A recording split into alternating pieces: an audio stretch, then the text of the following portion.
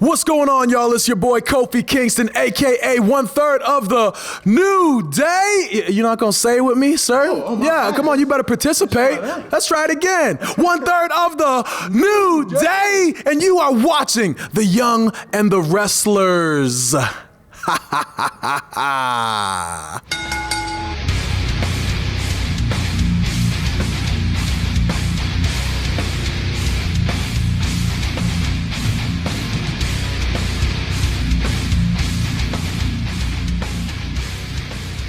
Welcome to The Young and the Wrestlers, the Pop Culture's WWE podcast. I'm one of your hosts, Ryan Betson, and alongside me tonight is not the woman you're used to hearing. It is not Jem the Piercer, the power phlebotomist. She is taking a week off. She's like, Ryan, I need a week. I'm like, you know what, Jem? You fucking earned it.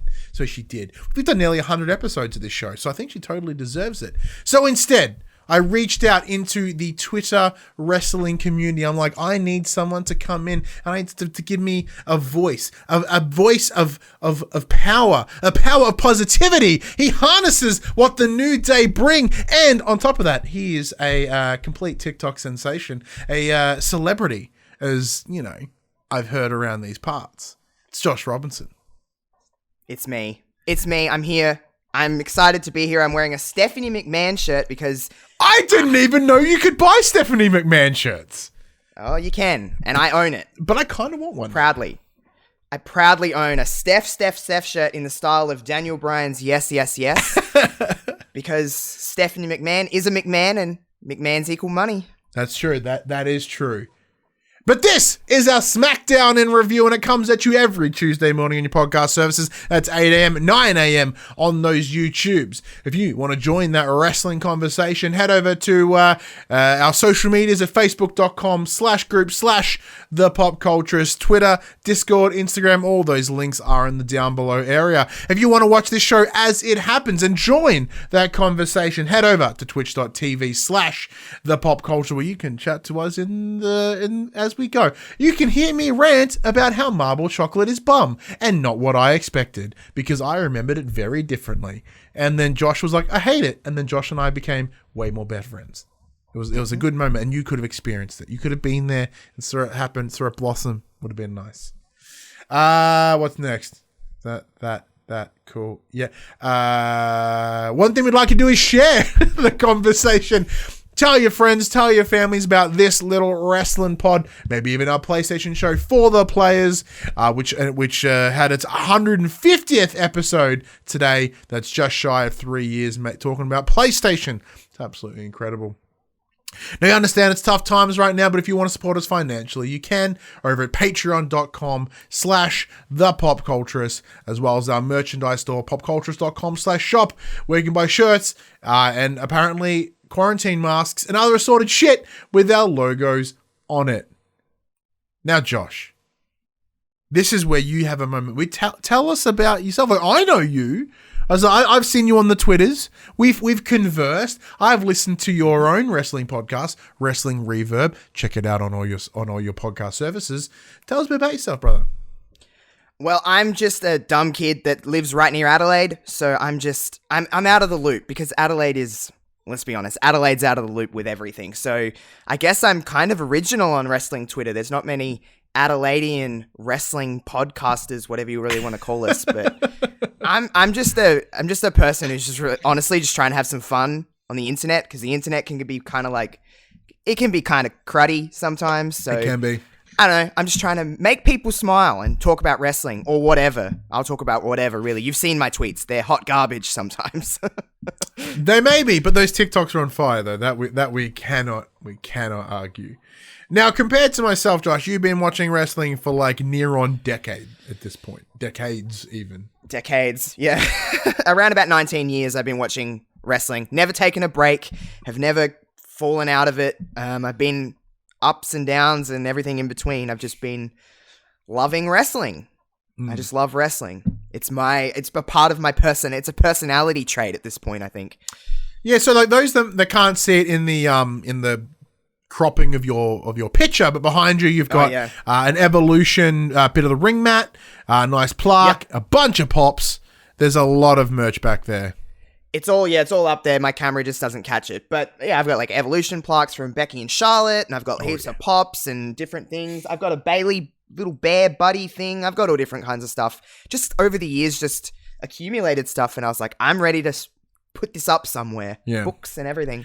That's where I felt that I crossed like into wrestling fandom. Was like I watched it for the longest time, and I didn't quite cross that line into merchandise and like shirts, right? That was a line I wasn't willing to cross. And then I bought, it's over there, it's stuck behind some shit. I bought the New Day Bootios 3-pack action figure. And then I'm like, I just opened something I shouldn't have. This is a gateway. Can of worms. And then there's a bunch of minis over there. You guys can't see it, but I think you can. Like, there's the Loot Crate minis as well, which I bought separately because who the hell buys Loot Crates? Yeah, it's been a good time. But anyway, that's enough about Ghosts of Wrestling Past.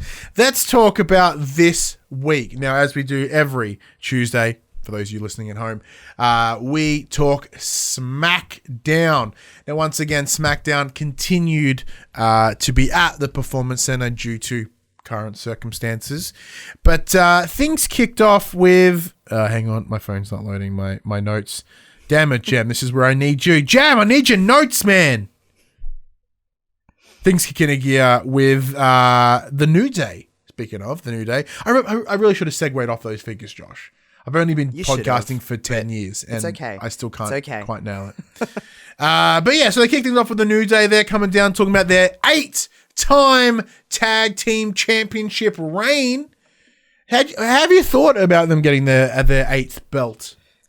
Yeah, I have no problem with the New Day. They're fun. It's weird because New Day have been around for so long and everyone has a short attention span, but for the most part, no one really seems to be sick of the New Day, which is cool. I like the New Day. Because like right now, in terms of their run, the next highest would be the Usos, and they're at 6. So they're kind of Charlotte Flairing a little bit here, and they've got like a number of notches above everyone else. What's the record for the most amount of title reigns? Because the New Day hold the collective longest title reign. Yeah. Yeah, they hold the collective longest reign, but I'm not sure what the number would be, but it's more than 8. I know that, but that'd be creeping up there somewhere. Because at the start of the show, they did talk about how they have surpassed quite a number of teams in terms of who they've beaten, who they currently have more reigns. Buddy in the chat went, surely the Dudleys or Edge and Christian. Edge and Christian, I think they mentioned that they have more reigns than them now. I think they may have been at 7, or they may be at 8, and they maybe have equaled them out. But they started the show by listing a bunch of other teams that have had X amount of reigns. Yeah. How did you find the matches like the match last week about them in order to get their title win? Right. The triple threat match that was last week, because they come off the WrestleMania ladder match, which was fantastic. We all watched WrestleMania, and that was a fantastic ladder match. And then going into this one, I was cool with like how the continuity of this came around, because it was like, yeah, they did the triple threat and then they're going to do the other 3. The match was fine. I enjoyed it. It was fine. I was surprised, honestly, to see the New Day win, though. I thought it was Miz and Morrison's match to win, to be completely honest. Or Miz's in this case. Yeah, I agree. So, like, Chris in the chat points out, goes, they didn't mention the Hardys.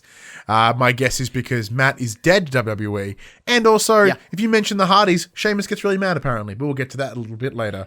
So they come out. Next thing, LHP, the Lucha House Party, they get involved for some reason. They come out being like, congratulations, we want to challenge you. I'm like, oh, well, they ain't losing the fucking belts tonight. LHP are here. Nothing's happening. Absolutely nothing's happening. But then... Miz and Morrison come out. They interrupt, that made me go, okay, all right. That I'm open to. Maybe we'll have a very quick title reign, or at least an interesting defense. And then the latest team to come to SmackDown, the Forgotten Sons, got involved as well. Now, I remember you're not hot on the Forgotten Sons. Mm-mm. Why is that? because the NXT product is something I just adore. I adore the NXT product, and they were literally like some of the dimmest stuff in that shining light of a product. They are easily forgettable. Not to make the pun, but it was open there. I'm gonna go there. But yeah, they're just filling a gap to me. Like, the Revival's out and they're in, and that's just exactly what it is to me. And I can't be told anything else. Well, yeah, like, so we kind of discussed that probably a week or 2 weeks ago. But yeah, no, because it's almost the same day that the Revival left. The Forgotten Sons came in to sort of replace that hard-hitting, punching, not so flippy doodah stuff. And look, I think they personally look more intimidating than the Revival do. You know, like that big handlebar mustache that's one of them. Dawson? Yeah. Scott, yeah, Dawson. Had Dawson out. Yeah. You know, that's not very intimidating. But then once they got in the ring, they were amazing. And so here they come in the ring and they start running their mouths around those, talk about the idea of, you know, you never suspect the Forgotten Sons. They'll attack when you least expect it. And then I'm like, I bet you're going to attack them right now. And they did. I'm like, well, you've already lost me, mate. You've already lost me. Just more standard stuff, really. Yeah, it was nothing we haven't seen before. That is true. Nothing there. But, you know, like they had a pretty decent run at NXT. I remember they had an exceptional ladder match with Undisputed Era. I think it was semi-recently, like my takeover 1 or 2 ago. They were in some kind of like big match, and I remember them going, that was actually pretty good. Well, yeah, because it was I remember the other two were in it, and then Jackson Riker wasn't in the match, but because it was a no DQ match, he just got super involved. It was the 4. There was 4 teams in that, or 3. Street Profits and Undisputed Era, them and someone else, I'm pretty sure. It might have been just 3, but it was a great match. Was that like TakeOver, like, I want to say 25 or something last year? Yeah, couple of them ago, yeah. Something like that. Yeah, like, so they can certainly go hard, but I just don't, I'm not feeling it here. I don't know what it is. I'm just not feeling it.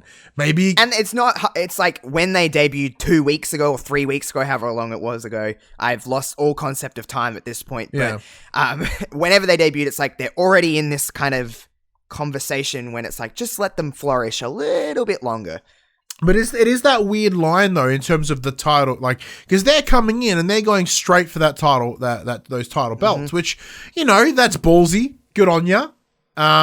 However, you know, when I can't even say that because I guess now they've all had the opportunity. Like, but even when the Street Profits came up, even when the Viking Raiders come up, it's almost like they had to trudge a different path because they weren't able to get into that picture straight away. So. Very interesting that Forgotten Sons are sort of getting in there straight away, but, you know. Who knows? What can you do?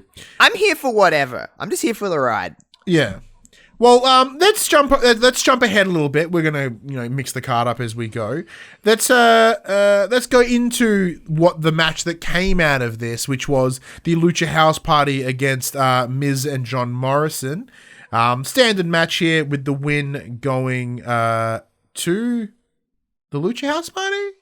Lucha House Party. They won with like an inside cradle. I was like, whoa, okay. Yeah, cool. I remember watching it, because I was watching it with my kid and he was distracting me as he does, he's a kid. And I remember watching it and then I went, ding, ding, ding. I'm like, oh, okay, cool. And then I heard the Lucha music. I'm like, all right. I was the same. I was doing something else. I don't know what it was at that stage. And then I looked over and I'm like, oh, the Lucha House Party won. All right. I've never hated the Lucha House Party. It's hard to hate someone that like does a lot of flips. It really is hard. So I was surprised. I think that was the pure point of it, but yeah, no, because we've come to a point to almost expect them to not get the win. So when I heard the match, I'm like, okay, I'll do something else. And you know, because like they aren't a team to be reckoned with, but they're also not a team to sort of like they're not like Kurt Hawkins and Zack Ryder in their run before winning at WrestleMania, right? Like they weren't that, okay, they're going to just go and get smushed. I guess that's where it's going. They're like middle ground, complete middle ground. Yeah, which was very cool. So like in terms of, so what do you think this means? So if the Lucha House Party got the win, is that a strength of theirs, or is that a weakness of Miz and Morrison? I do think there's any possibility that they are rattled coming out of their loss last week. I think it's more so, I think we're going to get some kind of like deal with a lot of teams. I think we're in that multi-team kind of stage, and I think the Lucha House Party winning gives them a reason to have their name in the hat, you know, like, hey, we got a win over Miz and Morrison, who you guys, you know, couldn't beat at one stage, and, you know, just all kind of like all talk, and just say, hey, we beat them. So I think it's just to freshen up a few things, because the New Day have been champions 8 times, so they've worked with a lot of tag teams. We haven't really seen too much of them in the Lucha House Party. That's very true. Like, now that I think about it, like, you know, I can't think of any matches between them that I really sort of stood out in my brain. But most recently, like, they were all in the Elimination Chamber together. But I'm like, okay. And they had a great showing. Lucha House Party looked great in that. The big... Yeah, they did all the big spots, which is to be expected, which was great. You know, but in terms of, like, I guess this is the problem with the history, right? It's one of those things like, yeah, they got the win now, but does that make you forget all the times they didn't win? So, like, in terms of the beautiful story that is wrestling, I'm like, well, it's the inconsistency. Yeah. Yeah. But, like, it's cool. I personally think that Miz and Morris may be a little bit rattled. You know what I'm saying? Like, they, coming off the back of Elimination Chamber, then WrestleMania, then having essentially a repeat match, and then taking the big L. I imagine there's some concerns there, like, you know, especially when it comes to the likes of The Miz. So John Morrison was to have a similar match and retain. So I don't know, if I was Miz, I'd be certainly doubting my ability and doubting where I fit in the team, especially because being the one that cost the belt. Because Chris also adds, I laughed when The Miz got rolled up, and my hate for The Miz runs deep. So on top of that, like, if anything, that kind of proves my point. Like, you know, if Miz is the one taking the cost the victory here, again, there is some concerns there. Yeah, no, that's a good point. Maybe this is a start of something where Morrison goes off and does his own thing. Miz goes back to doing what he was doing before, because, I mean, John Morrison has come back and he's just been in this tag team, and we've seen Morrison, whoever's watches wrestling outside of the WWE land knows that Morrison can do a lot more than what he's currently doing. Not devaluing the tag team scene, but you know what I mean. Yeah, very much so. Like, his potential is greater than the tag team, where The Miz is too, but yeah, it is one of the situations of whenever there is a pairing of two, one is stronger than the other. Yeah. So, and we've seen The Miz kind of at the top of the WWE land. Like, he's main evented WrestleMania. Morrison we haven't seen at the top. He's kind of been near there, but he's never kind of got there. So, who knows? Yeah, like, I'm at this. I don't think the team's done yet. I think there's a little bit. I think their decades of friendship may keep them together a little bit longer. However, some seeds. There is potential for, as you mentioned, for seeds of doubt within John about the pairing. Speaking, as we discussed, I thought Lucha House Party would just kind of come out and get mushed. Let's chat about the match with Sheamus against Australia's Daniel Vidot. Yeah. I enjoyed the jokes about him looking like a Kmart Roman Reigns. That made me laugh very hard. He does. He does. He does, unquestionably. Ex-NRL player over on the WWE. So we've had a lot of Australians. With the episode of Raw that we didn't record because Jem's suburb exploded, there were 4 Aussies last week. So it's Buddy, I said Buddy Watson. That's he's in the chat. Buddy Murphy, Indy Hartwell, Melbourne's own Indy Hartwell, and then there was Fink and Shane Thorne. Mm-hmm. So, you know, we're everywhere fighting for that visa status. You know what I'm saying? Like, they can't send them home right now, so they might as well work.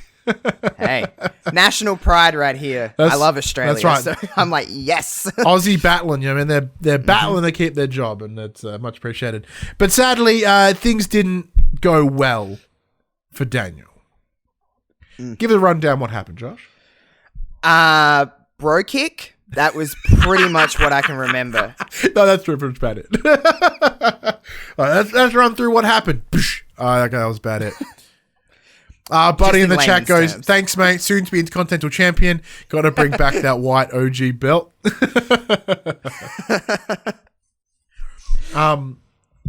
But yeah, so look, it's as to be expected. Sheamus just rocked him in the head. He out. Then there was the Hardy package, and then Sheamus standing behind the commentators. It's been all menacing. Mean mugging him. Yeah, and then straight up breaking Michael Cole's headset. Yep. Yanked it off his head, and it went to 4 different parts. It was awesome. Shut your face, Michael Cole, I guess. Now, okay, that's just on a side note, because you've been watching for as long as you have, Josh. What is your stance on Michael Cole? I think he is a very underappreciated member of the broadcast team because he steers a ship when that ship is sinking fast. Yeah. And he is not appreciated enough. Yes, he has some cringy lines. I get it. The big dog, it's boss time. I understand. But that's someone telling him to say that in his ears. I get it's cringy, but he steers a ship when that thing is Titanic status. So I agree. I think Michael Cole's great. Only because, in terms of the collected delivery, he is great. When you've got the likes of old fuckface Jerry the King Lawler, I don't understand why people can hate on Michael Cole when you have Lawler on the other show. It's problematic, unproblematic. I know which team I'm leaning on, and Michael Cole is completely unproblematic. He's very articulate with the words that he says, and Jerry Lawler is the world has passed Jerry Lawler by. Jerry Lawler was great, and he no longer is. But the real question is, was he though? Because he's doing the same shit that he's doing now. But I grew up back on Jerry then. Lawler's voice. I understand, but the world is a different place than it was in 2002.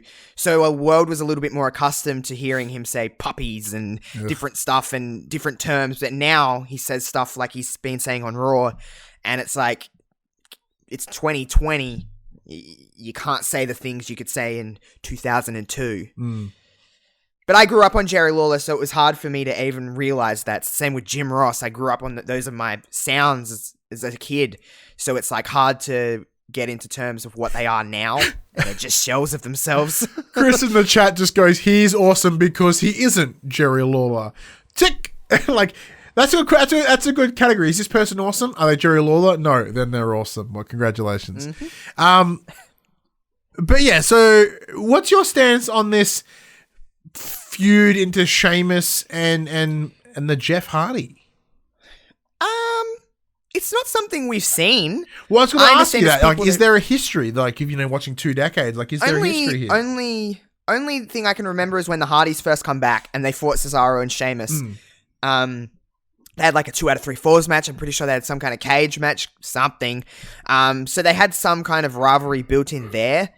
But other than that, Jeff and Sheamus, if they've wrestled a singles match, it's not something that was it's sticking out in my brain that was fantastic, or it was just very minute. It was just something that didn't really matter in the grand scheme of things. So I'm here for it. I'm not mad at it. It is fresh. Because it's impressive because it's fresh, but it's also almost 2 legends. They've been around long enough. It's weird that it's hey, these are old wrestlers, cool, and a match we've never seen before, great. But because where they're going at right now, which we talk about Bray Wyatt and Braun Strowman, which we'll get to a little bit later, they are reaching deep into some old history here. So that's why I was kind of thinking that this might be where they would be going with Sheamus and Jeff, but that's just not the case. It is very fascinating that they've never crossed paths singly before. Yeah.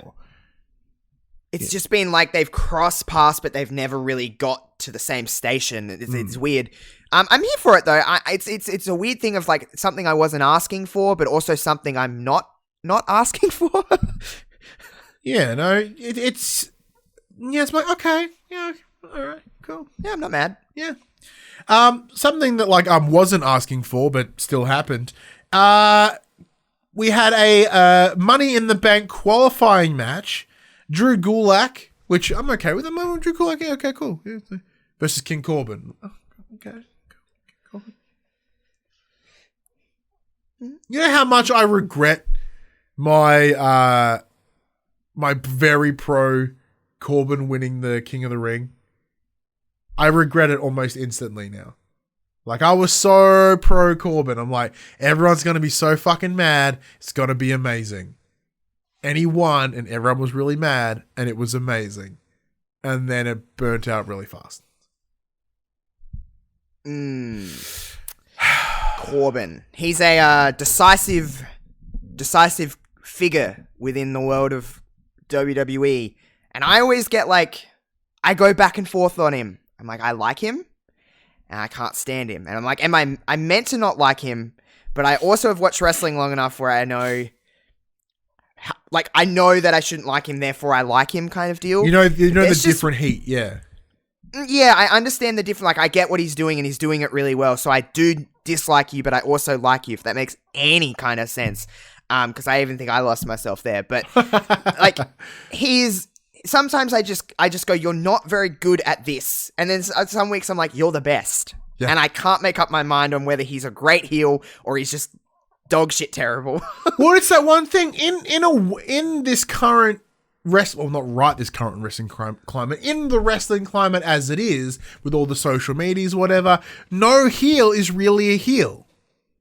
No. You know what I mean? So, like, they're cool. Like, Corbin is my kid's broken again.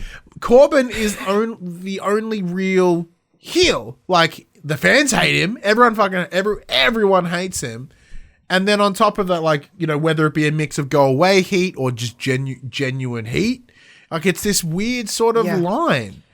And then, is there a difference? Is there a really difference between go away heat and genuine heat? Because all heat is heat. That's so true. I guess you're getting heat, whether it's completely fuck off heat or it's, I don't know. Like, it's like, where do we draw the line here? Yeah, because especially like as I said, within within this current space, like the Twitter shit. If someone's a really good like Twitter heel, then it's like, oh no, we like them. I'm like, gonna be super happy when they come in. Yes, like, you're an asshole. I like it. Like, you know, like Jericho. Jericho is an exceptional heel, but everyone is like, Jericho, yay! Which is kind of not what a heel should be under the tradition. No, a heel shouldn't be liked. So therefore, is Corbin the best heel we have? He could be. He may just be. Daddy. Hang on one second. Yes, buddy. Honk? That is honk, yes. Sorry, I have a miniature honk on the table and he wants to play with it, but it's still drying. Honk, Daddy? Pardon? Can I use this? No, you can't use it, buddy. It's still drying. And back to the show. In the chat, Buddy Watson jumps in and goes, Edge was his favorite King of the Ring winner back in 2001. He also adds, I think Go Away Heat is worse and not always a great depiction of being a heel of, he's not always a great being a heel is working. Okay, so he's bye, buddy. He's essentially saying the Go Away Heat isn't a great way, like representation of a heel. Representation is the word I wanted. Thank you. My kid showing me affection kind of caught me off guard. I got you. Yeah, thank you. As soft as Jericho is, he can still get a crowd to boo him. That he certainly can. But he can. But the difference is they know they have to boo, so they're booing him. You know what I mean? It's that weird kind of line. It's weird, isn't it? But Chris also adds that Kevin Owens is an awesome Twitter heel. Yeah. Well, that's actually a good question. Now, Josh, because I know you are a purveyor of the Twitters, who would you call as the best on Twitter? The best superstar on Twitter? Okay, so this is going to maybe, like, she flies under the radar. Dakota Kai. Oh. Completely amazing on Twitter. Other than, like, the standard, like, Malcolm Bivens, because he's hilarious on Twitter, it's Dakota Kai. She puts up some fantastic Twitter content. I suggest everyone go and check her out. I think it's King Coda on Twitter. Go and check her out. She's really good. I watched her video she put up yesterday of her just sitting in an Eevee onesie playing Switch. And I watched the whole thing. I don't know why. I was like... It's subtle. That was it's awesome. Like subtle humor. And I'm like, I'm here for it completely. But yeah, she posts all different kinds of stuff. Like that when she doesn't like a certain Tegan Knox. They had a bit of a rivalry going on the last however many months. And she said, "Hey Tegan, I found your new shirt on WWEshop.com," and it was just a picture of a trash can. And I was like, that's amazing. That's easy. That's effective. That is effective Twitter. Straight to the point. Buddy also as MJF is super heel at the moment though, nuclear level heat. He is.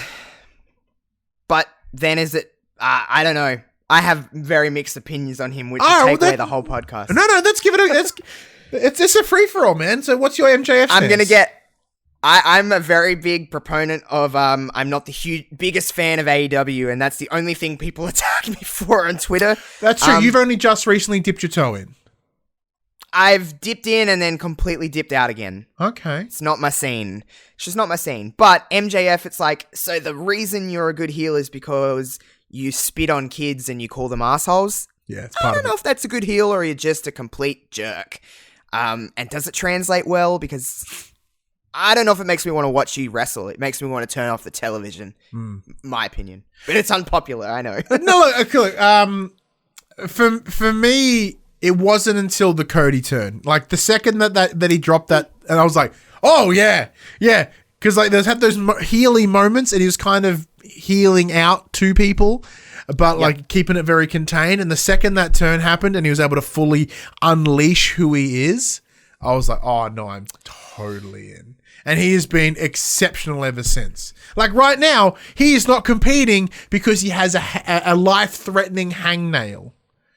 Yeah, I did see that. I'm like, that's all good stuff. I do like that kind of exceptional. stuff. There's certain elements of him that I'm like, I like that. But then there's some things that just, when is too far, and I understand what you're trying to do, but just for me personally, it doesn't connect with me very well. So it doesn't make me want someone to beat you up. I don't want you on my screen. Is that go away heat? I would say that would be considered go away heat. And I guess I'm just in the... I know I'm in the minority on that because everybody is like, MJF is fantastic because they can't tell whether he's a jerk or whether he's playing a jerk. So that's a good thing, I guess. It's just more of a me thing, I think. Yeah. That's actually one greatest thing about it, like that in terms of the kayfabe that we follow here because it's fun. Like that line is so blurred with him in like the best way. But I think kayfabe is still real, by the way. Just throwing that out there. I think it's still awesome. an element. Yeah. Like I don't understand this idea that kayfabe doesn't exist anymore. I think kayfabe is exceptional.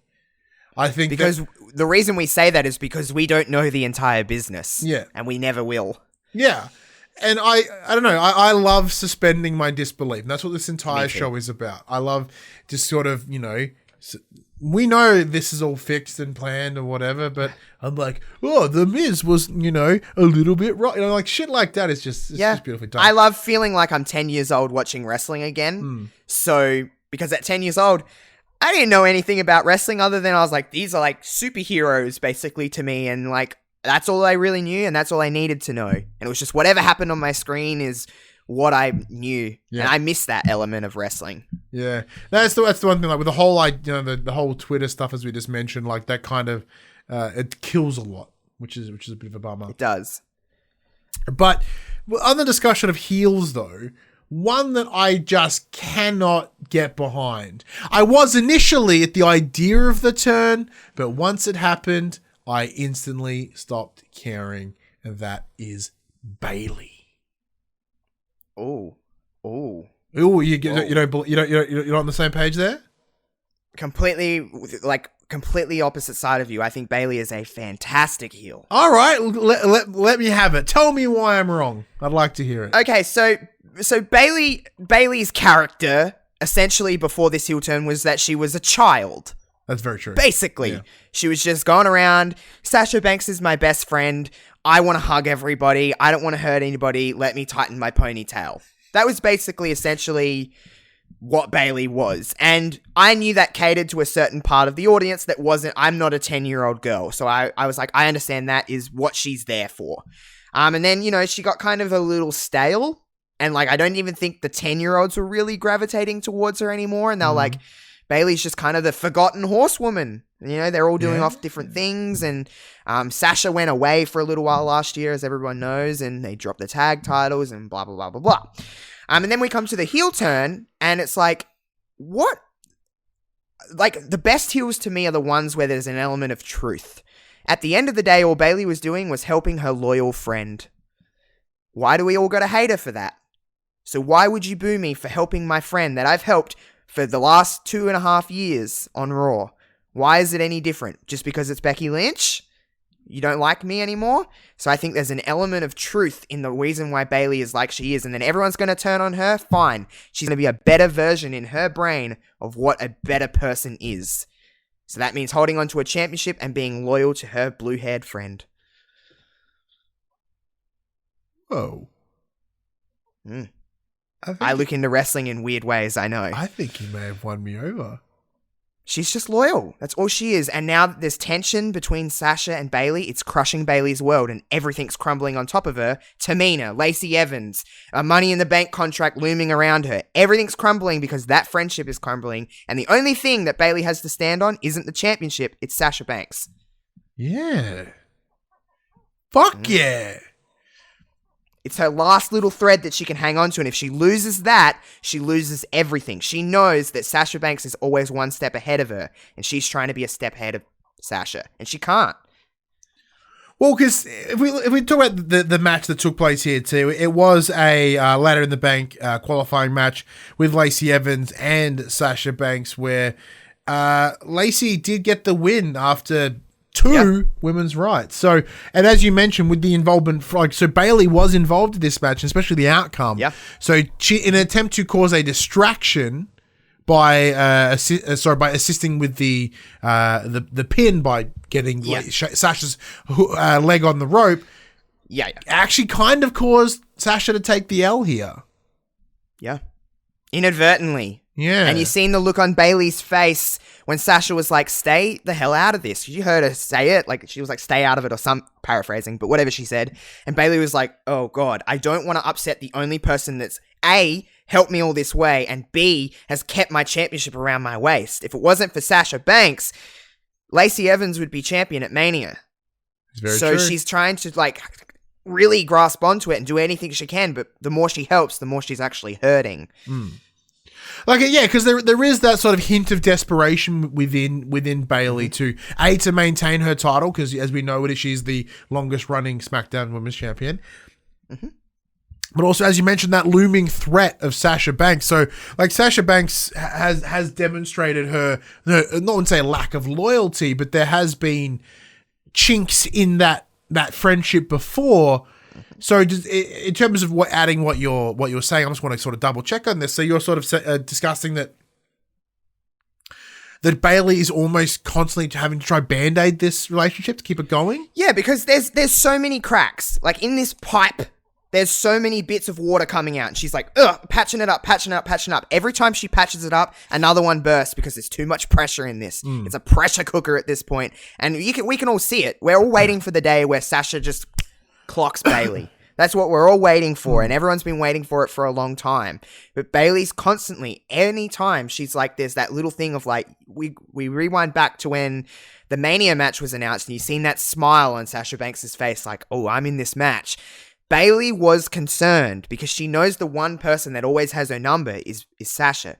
So she needs to try and keep this friendship alive, because a determined Sasha Banks can do a lot of things, in my opinion.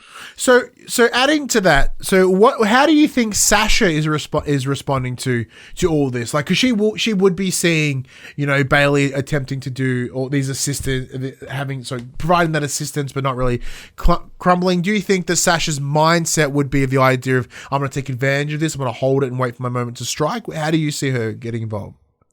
Sasha Banks is always one. Corey Graves said it best. As soon as someone turns around, Sasha Banks will stab you in the back. I'm a true believer of that. I think she's a true heel all the time, even when she was a face for the longest time. Sasha Banks wants one thing, and that's championships. You see it all over Twitter. She wants money, money, money, money, money. Thank you, Vince. Thank you, Vince. That's essentially what she is at the moment. She's the legit boss. So she knows that the more that Bayley tries to help, it's just going to hurt, and it's just going to give her more of an opportunity to strike on a vulnerable Bayley, especially when Bayley's got all these other distractions from Tamina and whatever Money in the Bank that's coming around. So she's distracted. I think Sasha's got Bayley exactly where she wants her, and on the Bayley side, Bayley thinks she's got Sasha and trying to mend everything. So it's just two sides on two different pages. They're both using each other to get what they want. So with Sasha's eye on the belt right now, she's not having a go at Money in the Bank. She's lost her She lost her qualifying match here. So where do you see this going? Like, as in, how would Sasha? What steps would Sasha need to do to get back in that picture? So do you think she will, once similar to Bayley, inadvertently cost her the Money in the Bank match? Cost someone the Money in the Bank match to sort of line up someone who she thinks would be a more threat? I think personally, this is now, in my mind, how if I'm looking at the future, I see a match between these two at like a SummerSlam or something like that. In a perfect world, where an audience would be, but I don't know if that's going to happen. But a SummerSlam setting, right? And I would actually say now Sasha would do more in the next couple of months to help Bayley keep that championship. Because what's sweeter than taking that championship away from your former best friend, current best friend, whatever you want to call them. So I think Sasha would be helping Bayley, making Bayley think that she's got Sasha right where she wants her. We're best friends. She'll do anything to help me. And then she'll strike. Interesting. Very, very interesting. Speaking of best friends, though, Alexa Bliss and Nikki Cross, who many had speculated would do exactly that. It would be these friendship until Alexa Bliss would turn and just decimate Nikki Cross. That certainly hasn't happened here at all since they've been paired up. But they had a women's tag team championship match against the random pairing of Carmella and Dana Brooke. So it's very interesting because both Carmella has a qualifying match next week for Money in the Bank. Dana Brooke had one last week, which Carmella sort of confronted Dana about. Yeah. So it's a bit of an interesting dynamic between the two there. So like it's almost as if both of them were like, we have no chance here. Let's look at other options. Let's have plan Bs. Yeah. Odd pairing. I'll talk. Alexa Bliss and Nikki Cross. You kind of mentioned it before. Everyone was like, Bliss is going to turn on Nikki. That was the whole thing of last year. About this time last year, really, is when they kind of started kind of linking together. And then fast forward a year later, and they're 2-time women's tag team champions. They even have a tag team finisher. We've seen it on this week's episode of SmackDown. They do like a 3D kind of thing with the DDT. I don't know what exactly it was.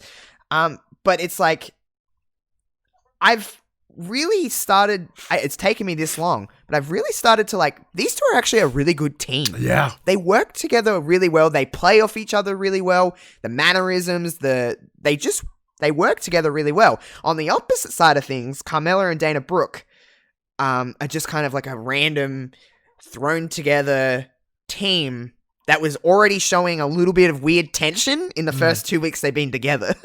It's like the two opposite ends of the spectrum. So do you, like, obviously, I don't see them being a pair for much longer. This is Dana and Carmella here. You think that it's not going to live on? Yeah, I don't see them being together. I think this was just, honestly, to get a defense on Bliss and Cross's record. I got there in the end. Yeah. Yeah, but no, so as to add to that, as expected, Alexa Bliss and Nikki Cross did retain, which was they did a 3D style DDT to get the win, as you mentioned. Because this is the thing. So what does I wonder what the future holds for the Women's Tag Team Championship. Now, we know that they are cross-brand, which is fantastic. Yeah. In terms of what's left on SmackDown, there's nothing. No. So is nothing. They didn't really touch upon it much this week, but with the Fire and Desire sort of at odds, like that's another women's tag team done and dusted. There's not much else unless we get, the return of our, and I know they're beloved to you as well, the Iconics, which they're currently away. I would love that. But then that's also something we've kind of seen before. Pardon? It's also we've seen that before, haven't we? Yeah. Really? Because that is the one hurdle, unless they choose to bring up a female tag team from NXT. But they can also go to NXT. That's also true. It's like, why can't we see more of that? I understand we're in a bit of a weird, current circumstances are a little weird, but I mean, it's possible. But then what teams are down in NXT? There's not really any women's tag teams down there. Yeah, not much anymore. Like, there's a bunch of incredible women's wrestlers down there. There is. I'm trying to even just threw some together. Yeah. I want to see more of the element of the women's tag titles being truly cross-brand. When we eventually get back to NXT UK and, like, getting, back to normality, I want to see that. Those 4 rotating and, like, Bliss and Cross go to NXT UK and they defend on a show there. They defend on a takeover. I want to see more of that. Just to make it truly feel... Because it doesn't feel important. And I feel like cross-branding it would make it seem different. So therefore we would have an ability to kind of care. Yeah. So adding to that, who would you like to see them defend against next? If you were to look at NXT UK or NXT or... If I was just to try to shut my eyes and just kind of visualize something, why couldn't we go something like we seen last week on NXT, like a Dakota Kai and a Raquel, I'm blanking on her last name. Her heavy, her big. I know. I remember when she came out at that takeover. I'm like, the takeover. I don't know who that is. Raquel Gonzalez. There we go. Yeah, we'll go with that. That's her, or like a Dakota, Tegan Nox and a Shotzi Blackheart from NXT, like something fresh. They don't have to win, but it's just something different, and to see them interact. I would like to see Bliss and Tegan Nox interact, or Bliss and Dakota Kai, Nikki and Raquel. Like, I'd like to see different things. So if I was to, I would just honestly just hope that they would go to NXT, or an NXT unit would come over for a little while and just work with them for a hot minute. Because Nikki had like an incredible time at NXT. Now, I'm not sure whether Alexa did ever have a run at NXT. She did? She did. She was formidable. She was like how they have like their takeovers kind of spaced out. She was like always the one in the championship picture in between the takeovers. Okay. So like they would certainly benefit from going down there and showing, look, we're not here, but we can still go. We are still some of the best that NXT's ever seen. Yeah, why not? Like, and that only adds more of a shine on NXT's product, which I adore. It's my favorite part of the week. Let's add some cool stuff in there, because the NXT Women's Division is my favorite thing in wrestling. Yeah. So let's add some more elements to it. Let's just put some more shine on it. And Alexa Bliss is, someone who's wrestled at multiple WrestleManias. It doesn't hurt to have someone like her down there. Oh, excuse me. But yeah, I truly wish that I had more time in the week to watch NXT on there as well. I normally kind of wait and I watch like a month's worth in an afternoon. Yeah. But I just it's I'm always impressed. I get that. Always impressed. Yeah, sorry. Yes, buddy. You want to watch videos? I can watch videos on my phone when I'm finished. I'm almost finished, bud. Okay, let me have a quick look at what's left. Okay, that's fine. Hang on, and there you go. You gonna go to bed now? Thank you. Bye bye. My son loves watching the random videos that I've taken on my phone, like of just him doing dumb things. Oh. He's like, "Haha, look, it's James." Like, yeah, I know it's you. I filmed it. I like watching myself too. So. That's true. That's true. Look, don't we all? I'm like a parrot in a mirror right now. I'm like, I can see myself on the screen. I can see you. Yeah, I love it. But I keep somehow looking at me, and I'm like, I don't know why. I do the same thing. I'm like, hello down there, gorgeous. oh. That's me. That's right. Hey, you too. All right, before we get into the main big thing, the back end of the show, let's have a chat and they showed like a nice video package about Braun Strowman and his history with the Wyatt family. Now, you would have lived the Wyatt family during its heyday. How are you about this storyline? What's your thoughts? I personally think it's fucking fantastic. Like, adding this level of long-term history makes me excited. Yeah, I think I like the story, but I wish they saved it for a little later and got a little bit more oomph on Braun's title reign, because Braun just kind of won, and I know I'm biased because I'm not really a big fan of Braun Strowman. However, if you actually gave me a reason to like get behind Braun as champion, it's just kind of like he won out of nowhere because of the whole Roman Reigns stuff.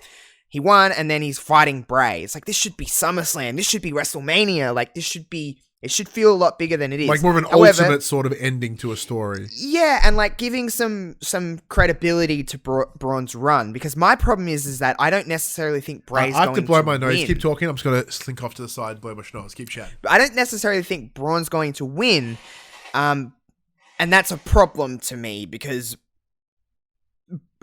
I mean Bray, not Braun. The problem is that Bray lost before. Like, why is he getting another shot so fast? It's just a big mess to me. However, their history, I lived through the NXT stuff. I lived through all of that kind of run up into Raw and SmackDown, and they do have a lot of history there. The Wyatt family at one point was the coolest thing. Of course, some stuff happened and some questionable decisions happened. But they do obviously have a history. I just wish it was presented in a bigger way and it was saved for something a little bit more special. But we're getting it now, and I think the internet won't be very happy with the end result, honestly. Because that's kind of where I'm going. Like, I'm a big Braun Strowman fan. I can't tell you why I like Braun Strowman, but I do. Something about him, big fan. And I love him having the title right now. And I love this story. I love when they pull... It's the same thing I loved about... Even though it didn't deliver in matches, I really enjoyed the Randy Orton-Kofi stuff from back end of last year. Because it was pulling from like 15 years ago. And like, I may not have been watching, but makes me go, I need to go back and watch that. Because I was like, I remember that. I remember that MSG Raw when Kofi did that. Like, I like those elements. Yeah. Because like it supports those who've been watching for the longest time, like, but in a more real way, rather than being like, Goldberg, you remember Goldberg, you loved Goldberg. Like, it's rewarding us for our loyalty. Yeah, and that's what I like. I'm like, yes, I did watch that. Thank you for noticing. So for that reason, I really enjoy this. But as you mentioned, the internet will be very mad at the outcome here. Oh yeah, I cannot predict this outcome. Personally. I don't see Braun Strowman losing at all. I think they're going to do some kind of like non-finish kind of deal, where it's like some kind of DQ or Bray will just pop out or something like that. But what I do like about this is that it looks like it's not going to be The Fiend. I think Braun's going to be fighting Bray, like the Funhouse Bray. That's how vibe I'm getting. Yeah, that would be cool, because we did see that with The Miz. The Miz had a match against Bray Wyatt, not the Fiend.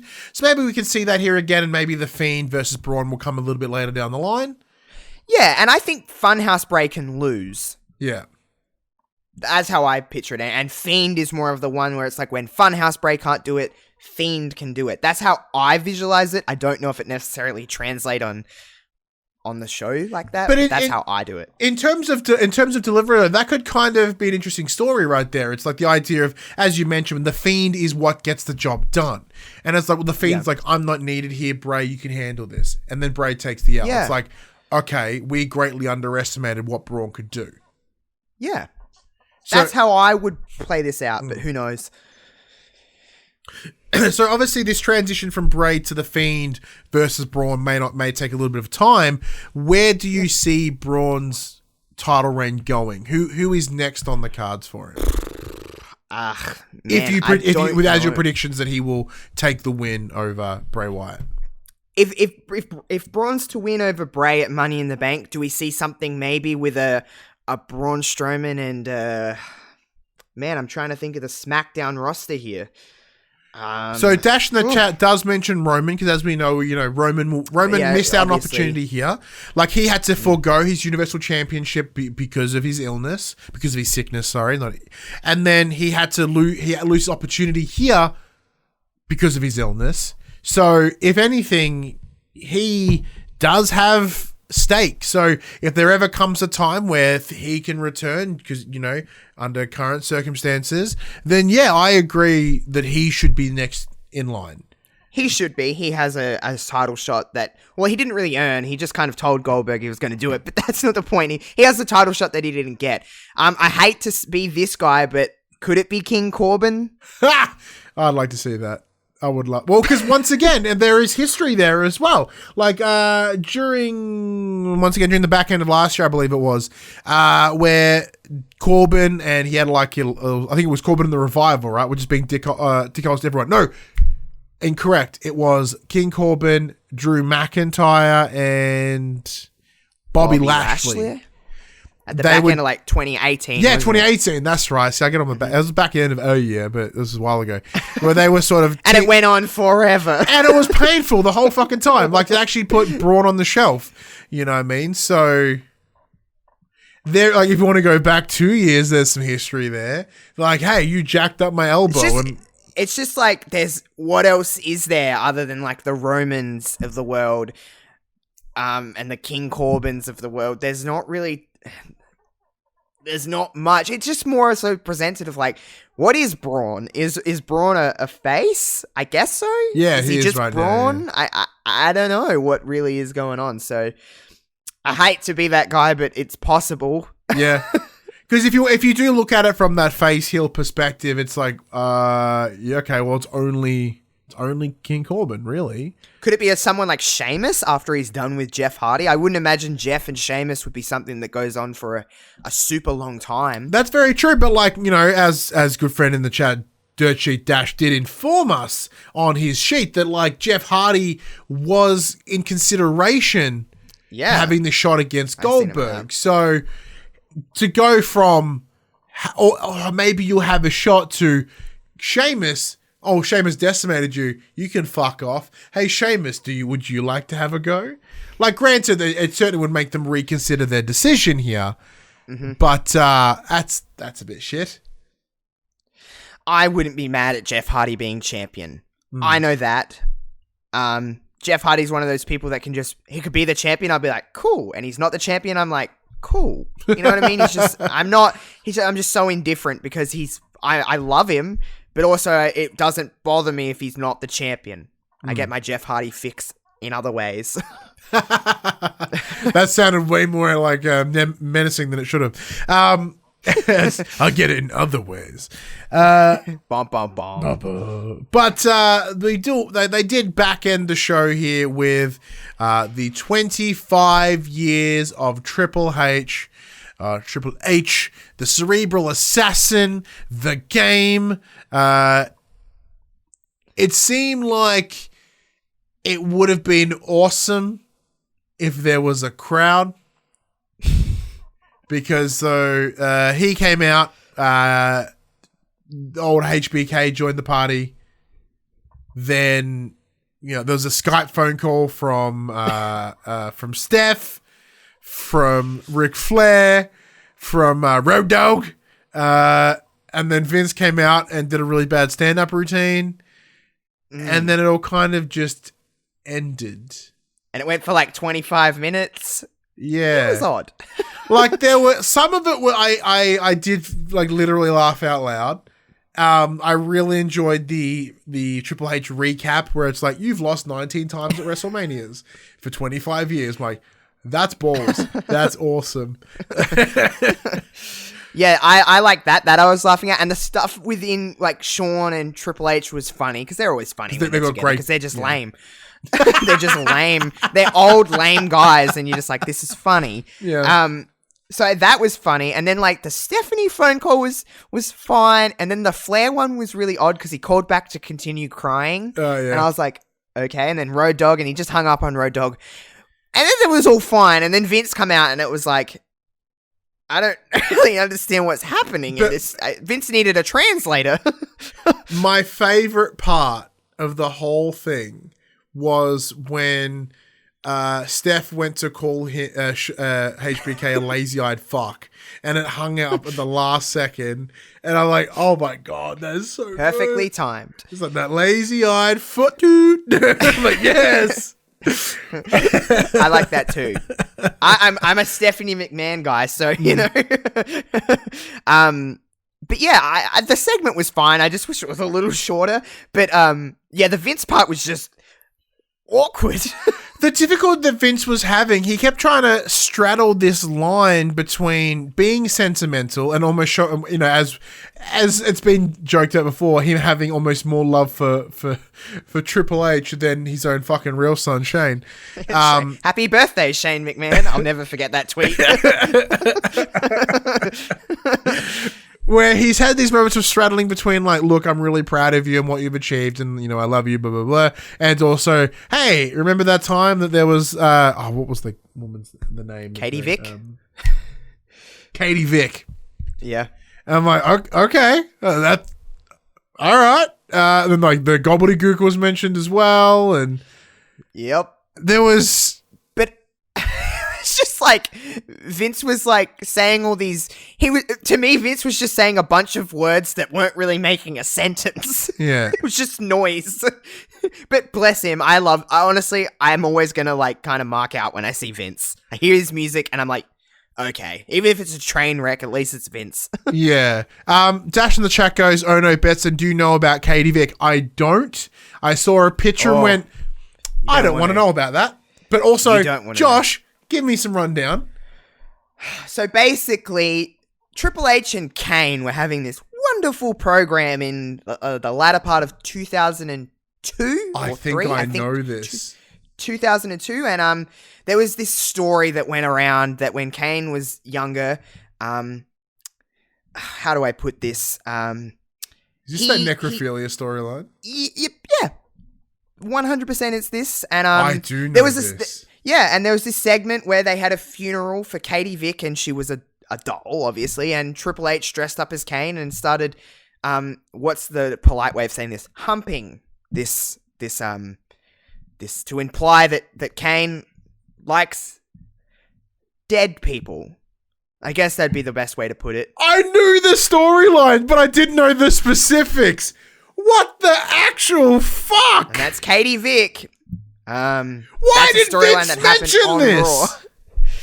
Raw. For a laugh, I guess. Laugh with the boys. Remember that time we did that on television? You pretended to fuck a corpse? LOL. Boys will be boys. Yeah, that's basically what happened. I'm sure someone will correct me on the actual details in the chat. But yeah, that's pretty much what happened. Yep, no, Dash in the chat goes, yeah, Triple H was humping a blow-up doll in a coffin in a literal funeral home. Mm-hmm. Well, I'm glad they brought that back. Wrestling is weird. Wrestling is what a wholesome product.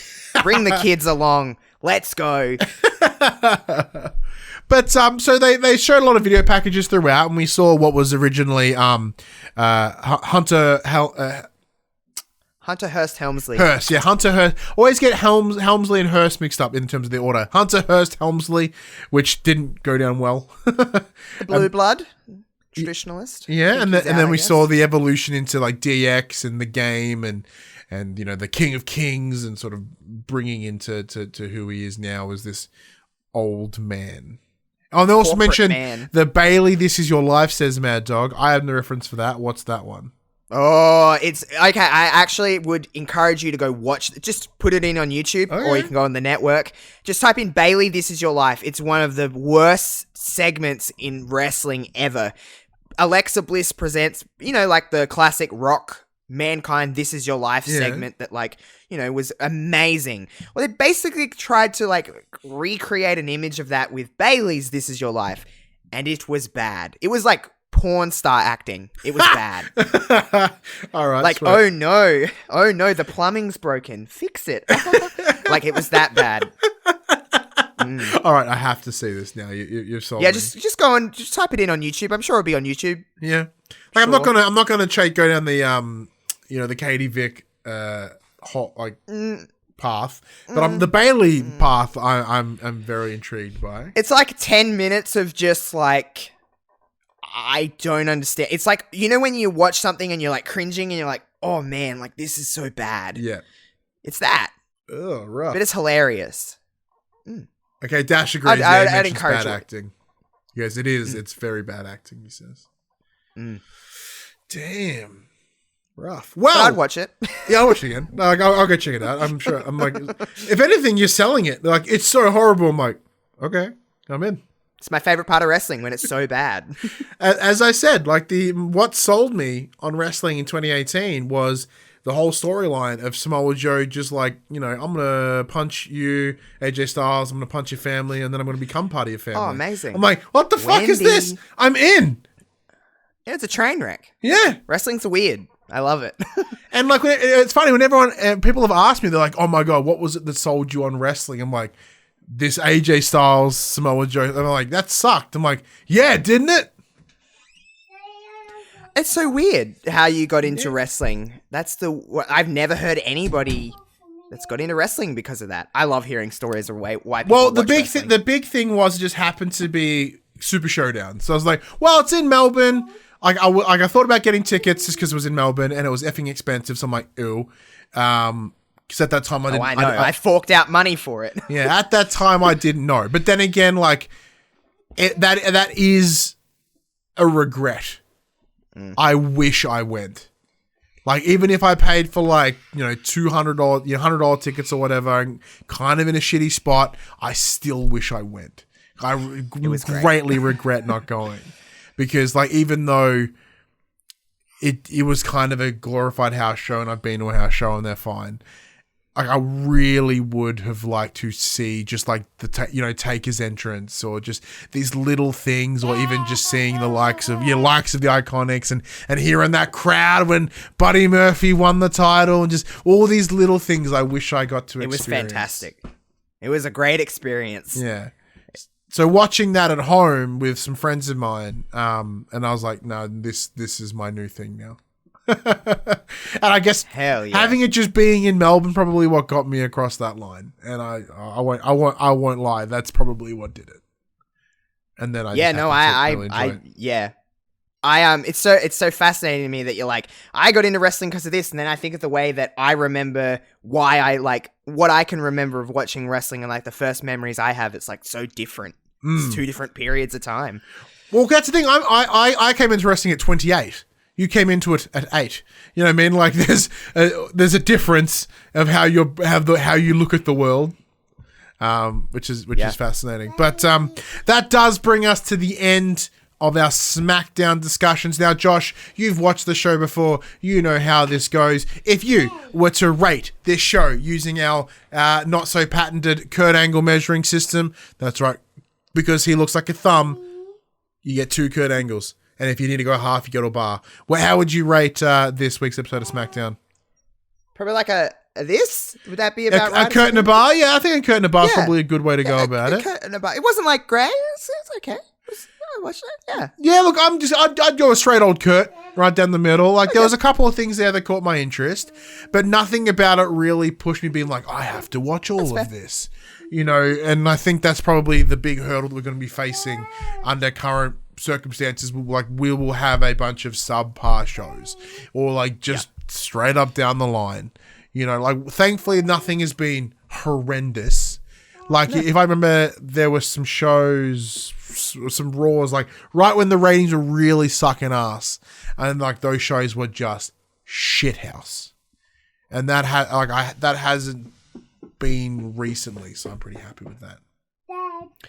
Yeah, but speaking of works, I guess in this time that's true. But speaking of Raw, though, Josh, I have an episode. We have a Raw in review to do this week.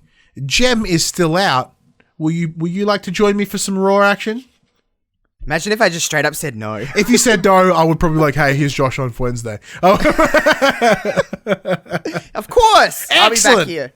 There it is. So Josh will be back with us this coming Wednesday. That's live Thursday for those of you that listen through your podcast services to chat Raw.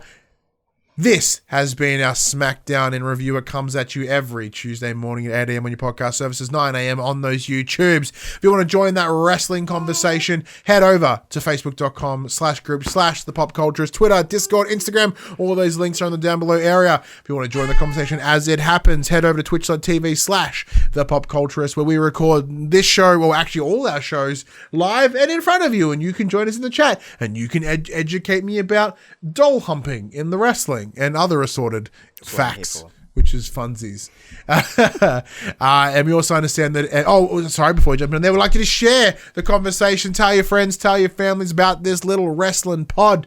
And I know it's difficult times right now, but if you want to support us financially, you can at popculturist.com/shop. We buy merch, other sort of shit with our logos on it, as well as patreon.com/thepopculturist. Before we go, Josh, if anyone has listened here and gone, ooh, I like that man, I like the way he sounds, I like his knowledge and passion for the wrestling biz, where can they hear you and find you?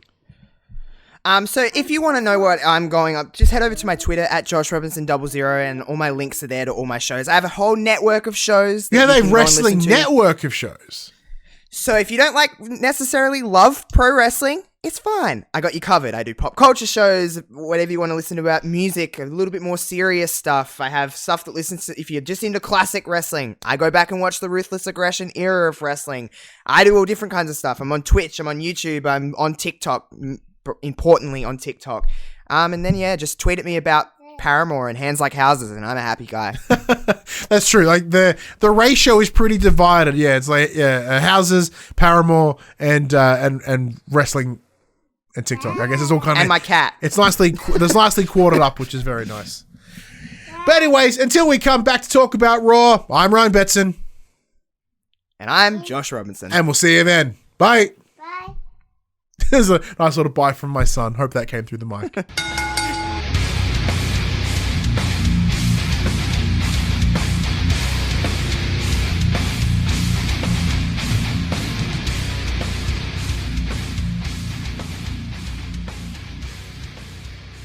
The Young and the Restless, the Pop Culturist WWE podcast, is fan support over at Patreon at patreon.com/thepopculturist. And we'd like to thank our Patreon producers and our Patreon founders for their kindness, their support, and their generosity. Our Patreon founders: Alpha Ferret, Craig O'Flaherty, David Chataway, Jesse Stevenson, and Jacob Garner. And our Patreon producers: AJ Abatomi, Damian Holdies, Kyle Dunn, Lee Wintershoven, Nathan Massetti, Paul James, Pure Mongrel, and Sean Levitt.